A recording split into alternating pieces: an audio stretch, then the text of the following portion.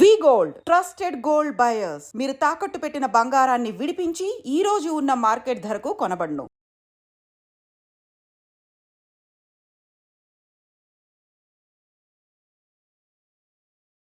ఖమ్మం జిల్లా కూసుమంచి మండలంలోని వేర్వేరు గ్రామాలకు చెందినటువంటి ఇద్దరు కుటుంబాలు అంటే ప్రేమించుకున్నారు. ఆ తర్వాత వీళ్ళిద్దరూ పెళ్లి చేసుకుందామని డిసైడ్ అయిన తర్వాత పెళ్లి ముహూర్తం ఫిక్స్ చేసుకున్నారు. అట్లాగే అన్ని కూడా పెళ్లికి సంబంధించిన అన్ని అరేంజ్మెంట్స్ అయిపోయాయి. ఆల్మోస్ట్ పెళ్లి మండపంలోకి వచ్చి కూర్చున్నారు. సగం తంతు కూడా పూర్తయిన తర్వాత వరుడు యాక్చువల్లీ ప్రేమ వివాహంలో మరి వరుడికి అసలు ఏంటి అంటే పెళ్లి కొడుక్కి ఎందుకు అని ఈ పెళ్లిని ఆపే ప్రయత్నం చేశాడు అని అంటే ప్రేమించాడు, పెళ్లి చేసుకుందాము అని అనుకున్నారు. నువ్వు తప్ప నాకేం అవసరం లేదు, నువ్వు ఉంటే చాలు, ఇవన్నీ మాటలు చెప్పిండ్రు ప్రేమికులు. సో ఇద్దరు ప్రేమించుకున్నారు, పెళ్లి చేసుకుందామని ఫిక్స్ అయిన పరిస్థితి. ఖమ్మం ఇద్దరిది కూడా ఖమ్మం జిల్లా కావడం, అట్లాగే ఇరువురు కుటుంబాలకు కూడా ఏ మాత్రం కూడా ప్రాబ్లం లేకుండే. అయితే ప్రేమ ఉన్న చోట ఈ వరకట్నం కావచ్చు, లేకపోతే ఇచ్చిపుచ్చుకోవడాలు కావచ్చు, ఇవన్నీ ఏమి ఉండవు. కేవలం ప్రేమ వివాహంలో అన్ని కూడా పెళ్లి కొడుకు పెళ్లి కూతురు వీళ్ళిద్దరు ఏవైతే చెప్తారో వాటికి తగ్గట్టుగానే ముందుకు వెళ్ళిపోతుంటారు. జస్ట్ వారికి వివాహం చేసి ఇవ్వడమే అంతే. కానీ ఇక్కడ మరి ఈమె మోసపోయిందా అంటే పెళ్లి కూతురు ప్రేమించుకున్న ఇద్దరిలో ఇప్పుడు ఈ పెళ్లి కూతురు మోసపోయిందా? ఎందుకంటే ఆల్మోస్ట్ తాళి కట్టే టైం వచ్చింది, ముహూర్తం వచ్చింది, జీలకర్ర బెల్లం కూడా పెట్టేసుకున్నారు. జస్ట్ తాళి కట్టడం ఒక్కటే బాకీ ఉంది. ఆ టైంలో వరుడే వాళ్ళకు సంబంధించిన వాళ్ళని ఈ పెళ్లి కూతురు వాళ్ళ దగ్గరికి పంపించి నాకు ఇద్దాం అనుకున్న పొలం కావచ్చు, నగదు కావచ్చు, ఇంకా కూడా ఇవ్వలేదు, సరే ఇప్పుడు ఇవ్వకపోయినా సరే తర్వాత అయినా మేము ఇస్తాం, 6 నెలల సంవత్సరమా ఎప్పుడైనా మేము ఇస్తామని ఒక బాండ్ పేపర్ మీద రాసి సైన్ చేసి ఇవ్వండి అని స్వయంగా ఈ ప్రేమించి వివాహం చేసుకోబోతున్నటువంటి పెళ్లి కొడుకే వాళ్ళకు సంబంధించిన వాళ్ళని ఈ అమ్మాయికి సంబంధించిన బంధువులు అని అనుకోండి, లేదంటే వాళ్ళ అమ్మా నాన్న వాళ్ళ అమ్మా నాన్న ముందే ఈ డిమాండ్ పెట్టిండు. ప్రేమ అన్నారు, దాని తర్వాత పెళ్లికి కూడా వివాహం కూడా ఆల్మోస్ట్ ఇక తాళి కట్టడం ఒకటే బాకీ ఉన్నటువంటి టైంలో వరుడే ఏకంగా నాకు వరకట్నం కావాలి, ప్రేమ గీమ జాంతయ్య అన్న తర్వాత ఇంకేం చేయాలి, ఇప్పుడే ఇలా ఉన్నాడు, ఇప్పుడే బాండ్ పేపర్ రాసి ఇవ్వమంటున్నాడు, ఇప్పుడే వరకట్నం నాకు ఇంత బాకీ ఉన్నారు, నేనేం డిమాండ్ చేయకపోయినా మీరే వచ్చి చెప్పిండ్రు కదా మేము ఇస్తాము, ఇంత నగదు ఇస్తాము, పొలం ఇస్తామని మీరే కదా చెప్పిండ్రు, ఇప్పుడు ఇవ్వకపోతే తర్వాత ఇంకా పెళ్ళైన తర్వాత మీరు ఇవ్వరు కాబట్టి బాండ్ పేపర్ మీద రాసి ఇవ్వండి అని వరుడే చెప్పడంతో ఇక లాభం లేదు. వరకట్న వేధింపులకు సంబంధించిన కేసెస్ ఈ మధ్య కాలంలో ఎన్ని నమోదవుతున్నాయి చూసాం.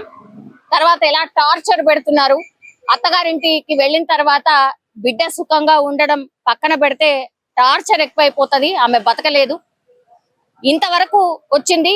ఏమనుకున్నా సరే, ఎవరు ఏమనుకున్నా సరే నా బిడ్డను మాత్రం అతనికి ఇవ్వను అని పెళ్లి కూతురు తల్లిదండ్రులు భీష్మించడం, ఆ తర్వాత అక్కడే మధ్యలో అర్థాంతరంగా పెళ్లి ఆగిపోయినటువంటి సిచ్యువేషన్.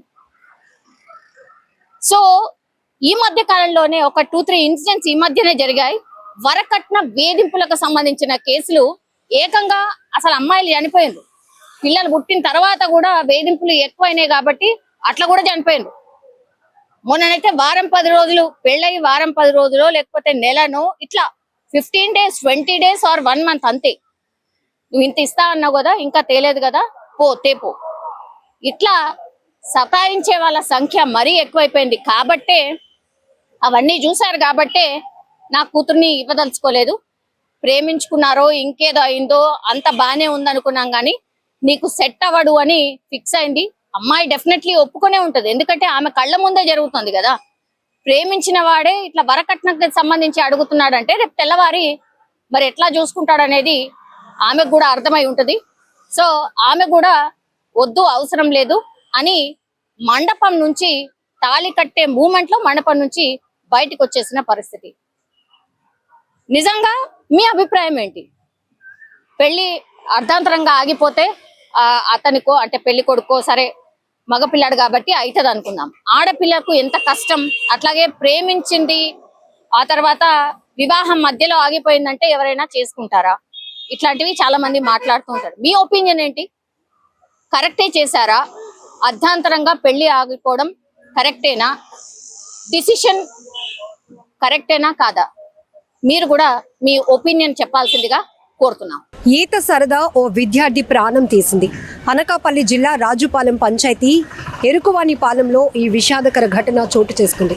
ఎరుకువానిపాలెం రైల్వే గేట్ దగ్గర ఉన్నటువంటి ఏలేరు కాలువలో సరదాగా తన తమ్ముడు స్నేహితులు 5గురితో కలిసి ఈత కోసం వెళ్ళినటువంటి భానుప్రకాష్ ఆ ఊబిలో కూరుకుపోయి తన ప్రాణాలు విడిచాడు.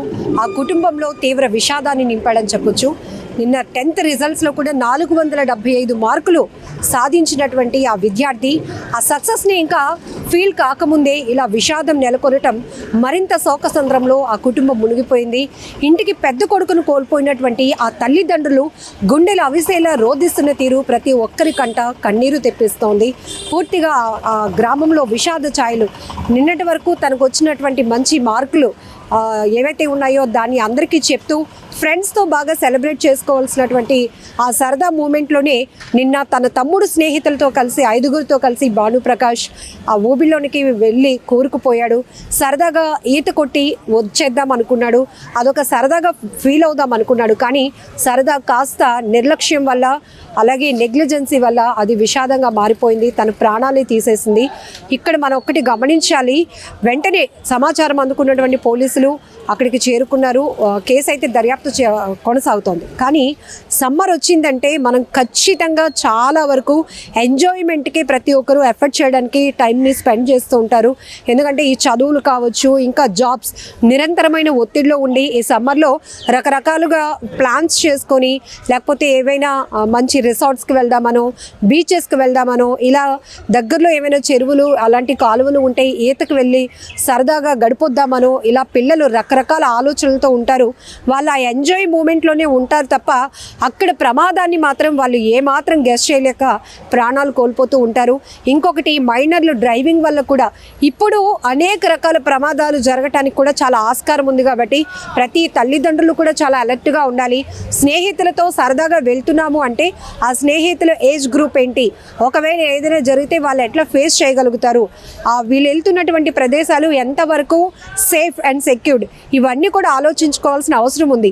ఎందుకంటే ఇప్పటి వరకు పాపం చదివాడు, ఎగ్జామ్స్లో పాస్ అయ్యాడు, మంచి మార్కులు వచ్చాయి, ఏదో రిలీఫ్గా రిలాక్సేషన్ కోసం ఫ్రెండ్స్తో వెళ్తున్నాడు అనే ఆలోచనతో తల్లిదండ్రులు కాస్త ఫ్రీడమ్ ఇవ్వడం కామన్, అది మనం చూస్తూనే ఉంటాం. కానీ ఎక్కువ శాతం ఈ వేసవి కాలంలో సరదాగా ఈతకు వెళ్ళి మునిగిపోయిన వాళ్ళు, బీచ్కి సరదాగా వెళ్ళి ఫ్రెండ్స్తోనో ఫ్యామిలీతోనో ఇంకాస్త లోతుకు వెళ్ళి ప్రాణాలు పోగొట్టుకున్న ఘటనలు కూడా మనం ఎక్కువగా చూస్తూ ఉంటాం. అలాగే సైకిల్ నేర్చుకుందామనో, బైక్స్ నేర్చుకుందామనో, కార్ డ్రైవింగ్ నేర్చుకుందామనో ఇట్లా కొంత అత్యుత్సాహం వల్ల కూడా తమ ప్రాణాలు పోగొట్టుకున్నటువంటి సంఘటనలు కూడా చాలా ఉంటాయి. కాబట్టి ఈ సమ్మర్లో ఖచ్చితంగా చాలా ఎఫర్ట్ఫుల్గా టైంని ప్లాన్ చేసుకోవాలి. చేసే ప్రతి పని కూడా వాళ్ళకి యూస్ఫుల్గా ఉండేలాగే ఉండాలి తప్ప వాళ్ళ ప్రాణాలకే ముప్పు వాటిల్లే విధంగా ఉండకుండా చూసుకోవాల్సినటువంటి అవసరం కూడా చాలా ఉంది. ఇప్పుడు అనకాపల్లి రాజుపాలెం పంచాయతీలో జరిగిన విషాదకర ఘటనతో ఒక్కసారిగా ప్రతి ఒక్కరూ ఉలికి పడ్డారు.